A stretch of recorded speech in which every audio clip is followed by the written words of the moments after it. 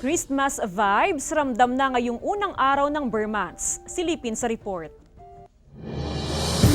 At ito po ang Barangay FM 93.5 Ayos! Na bumabati sa inyo ng Merry Christmas, mga kabarangay at mga kapuso! kapuso! Maligayang Pasko na nga ang bati sa ating mga kapuso ngayong September 1. Umarangkada na rin ang maawiting pamasko sa radio stations.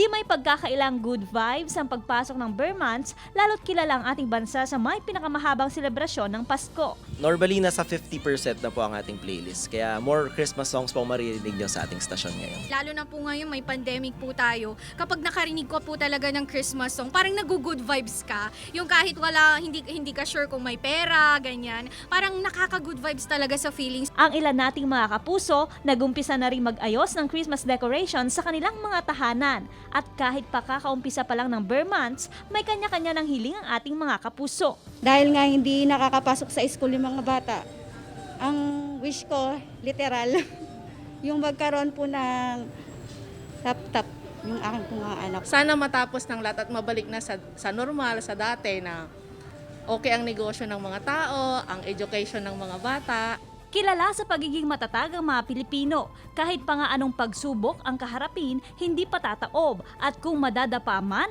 muling tatayo. Ang pag-uumpisa ng Burr Months ay simbolo lamang umano ng pag-uumpisa ng bagong buhay, kalakip ng bagong pag-asa sa anumang hamon ng panahon.